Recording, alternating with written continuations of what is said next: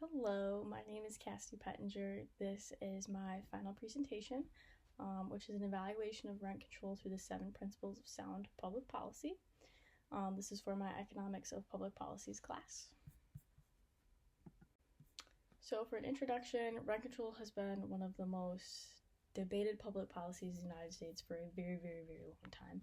Originally, it was designed to make housing more affordable and protect tenants from rapidly increasing rents. These policies have been implemented in very large cities such like New York, Los Angeles, San Francisco, Miami, Chicago, very, very large, densely populated areas. The main problem with rent control is it attempts to solve a shortage of affordable housing for lower and middle income residents in areas where housing demands have grown faster than supply.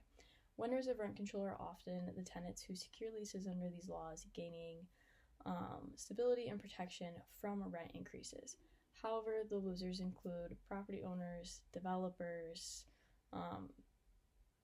and landlords, and future renters who face reduced housing availability and deteriorating property conditions.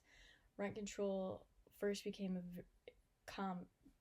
common after World War II, and has continued in various forms over time, especially in many cities that have transitioned from strict rent freezes to rent stabilization programs to limit the annual rent increases instead of fixing the rents indefinitely. Despite good intentions, these policies have occurred at several costs. Financially, they have reduced property and tax revenue, and they've discouraged new investments in housing. Socially, they created inequality between those who benefit from the controlled units and those who cannot afford housing due to the strict supply. Many people, like in my generation, who are graduating, just graduated, just got their first job and want to move out, are struggling to find affordable housing. Even our parents and grandparents are struggling to find affordable housing these days. My paper illustrates rent control using the 7 principles of sound public policy and whether it effectively achieves its intended goals. So the first one I'm going to start with is free people are not equal and equal people are not free. Rent control seeks to make housing prices more equal, but it does so by limiting freedom. Landlords lose their ability to set prices according to the market demands, and tenants who gain access of rent control units receive an advantage over the others who do not. This artificially restricts market freedom and creates unfair discrepancies, as two people living side by side may not pay the same amount of rent, or will pay vastly different amounts for similar units. Number 2, what belongs to you, you tend to take care of. True. What belongs to no one or everyone, it tends to fall in despair. True. Because rent control caps profits, landlords have very little incentive to invest in maintenance or renovations. I ran into a situation about a year ago. I was getting ready to move into my apartment. I had just graduated from a community college and had taken on a full-time job.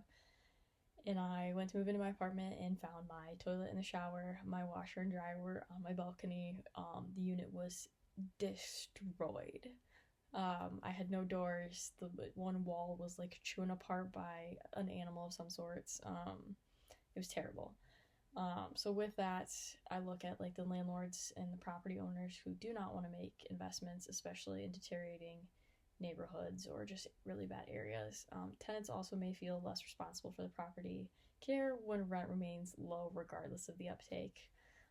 This principle highlights how limiting ownership, responsibility, and financial return often leads to neglect. I understand now why some places have such a high security deposit when it comes to their tenants, to keep up with those who maybe fall under this bracket and then just neglect their unit in the end. Number 3, sound public policy requires that we consider long-run effects in all people, not simply short-run effects in a few people in the short term. Rent control benefits tenants by keeping the housing cost supply affordable and stable. However, the long-term consequences include decreased housing supply, higher market rents for uncontrolled units, and reduced mobility for tenants to stay in rent-controlled apartments, even when their circumstances change. Principle reveals that the rent control fails to account for broader and long-term economic impacts, ultimately harming more people than it is truly helping. Number 4, if you encourage something, you get more out of it. If you discourage something, you get less of it. Rent control strongly discourages landlords from renting and developers from building new housing units.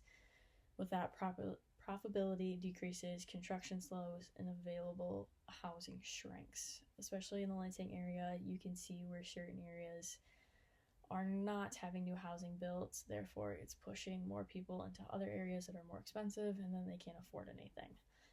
This principle underscores how policy can unintentionally worsen the problem that it was designed to solve: affordable housing and their shortages. Number 5, nobody spends somebody else's money as carefully as they spend their own. I'm so guilty of this. By forcing the landlords to provide below market rents, rent control effectively makes them subsidize tenants. This represents the government spending someone else's money to achieve a public goal. Landlords, therefore, bear costs that the public should collectively address through more sustainable means, such as housing vouchers, indoor development incentives.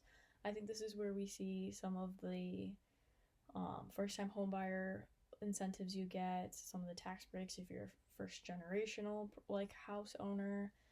I've learned this recently when I started house hunting, and I can see where this played into this class throughout the semester and some of the things I was learning, especially in the rent control. Number 6, the government has nothing to give anybody except what it takes from somebody else. Rent control illustrates this principle very, very clearly. The government cannot create affordability without taking it from another group. In this case, landlords lose income opportunities and new renters face reduced access to housing. The policy redistributes benefits rather than creating new value. Number 7, liberty makes all the difference in the world. Free markets allocate resources effectively by allowing these prices to reflect demand and supply. Rent control removes the liability, creating distortions and insufficiencies. When people and businesses can act freely, housing markets tend to balance themselves through new development, competition, and innovation. You see large companies kind of putting in different bids, higher bids, because they want to get to that area to be able to make new developments. Rent control disrupts its natural process in limiting both individual and economic freedoms. So to close all of this out, while rent control may be driven by some very good intentions, by some good people maybe long ago, it does violate several of the 7 principles of sound public policy. It provides very short-term relief for some tenants, but causes long-term harm by discouraging investments, building, reducing housing quality, and restricting the freedom within the market. The policy's failure to consider long-term effects, personal responsibility, and economic incentives makes it an effective solution to housing affordability for many people. The more effective approach would be to encourage housing developments through zoning reform, the tax incentives, public and private partnerships that would expand the supply rather than restrict it.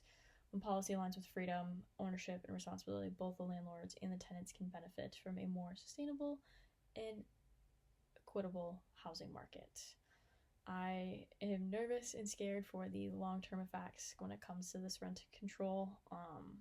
Just giving my generation and the struggles it is to already find a job and how many people are living at home, it would be nice to see some of this change for us, my generation down the road, to be able to do and afford some of the struggles in the renting and owning of houses and finding a place to live. So that is all from me. I hope you enjoyed my presentation.